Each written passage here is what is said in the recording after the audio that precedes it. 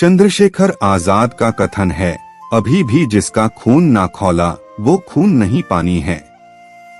जो देश के काम ना आए वो बेकार जवानी है। चंद्रशेखर आजाद का जन्म 23 जुलाई 1906 को उत्तर प्रदेश के उन्नाव जिले के बदर गांव में हुआ था। उनके पिता पंडित सीताराम तिवारी और माता जगरानी थीं। चंद्रशेखर आजाद का बचपन भावरा गांव में बीता। उनकी माता जगरानी देवी की जिद के कारण चंद्रशेखर आजाद को काशी विद्यापीठ में संस्कृत अध्ययन हेतु बनारस जाना पड़ा। चंद्रशेखर आजाद 1919 में अमृतसर में हुए जलियांवाला बाग हत्याकांड से बहुत आहत और परेशान हुए। सन 1921 में जब महात्मा गांधी ने असहयोग आंदोलन की शुरुआत की तब चंद्रशेखर आजाद ने इस क्रांतिकारी गतिविधि में सक्रिय रूप से भाग लिया। उन्हें 15 साल की उम्र में ही पहली सजा मिली। चंद्रशेखर आजाद को क्रांतिकारी गतिविधियों में भाग लेने के लिए पकड़ा गया। जब मजिस्ट्रेट ने उनसे उनका नाम पूछा तो उन्होंने अपना नाम आजाद बताया। चंद्रशेखर आजाद को 15 कोड़ों की सजा सुनाई गई। चाबुक के हर एक प्रहार पर युवा चंद्रशेखर भारत माता की जय चिल्लाते थे। तब से चंद्रशेखर को आजाद की उपाधि प्राप्त हुई और वह आजाद के नाम से विख्यात हो गए। स्वतंत्रता आंदोलन में कार्यरत चंद्रशेखर आजाद ने कसम खाई थी कि वह ब्रिटिश सरकार के हाथों कभी भी गिरफ्तार नहीं होंगे और आजादी की मौत मरेंगे। असहयोग आंदोलन के स्थगित होने के बाद चंद्रशेखर आजाद और अधिक आक्रामक और क्रांतिकारी आदर्शों की ओर आकर्षित हुए। उन्होंने किसी भी कीमत पर देश को आजादी दिलाने के लिए खुद को प्रतिबद्ध किया।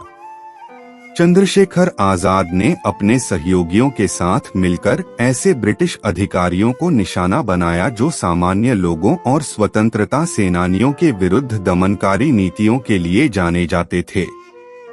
चंद्रशेखर आजाद काकोरी ट्रेन डकैती 1926, वायसराय की ट्रेन को उड़ाने के प्रयास 1926 और लाहौर में लाला लाजपत राय की मौत का बदला लेने के लिए सॉन्डर्स को गोली मारने 1928 जैसी घटनाओं में शामिल थे। चंद्रशेखर आजाद ने भगत सिंह और दूसरे देशभक्तों जैसे सुखदेव और राजगुरु के साथ मिलकर हिंदुस्तान समाजवादी प्रजातंत्र सभा का गठन किया। इसका उद्देश्य भारत की आजादी के साथ भारत के भविष्य की प्रगति के लिए समाजवादी सिद्धांतों को लागू करना था। चंद्रशेखर आजाद ब्रिटिश पुलिस के लिए एक दहशत बन चुके थे।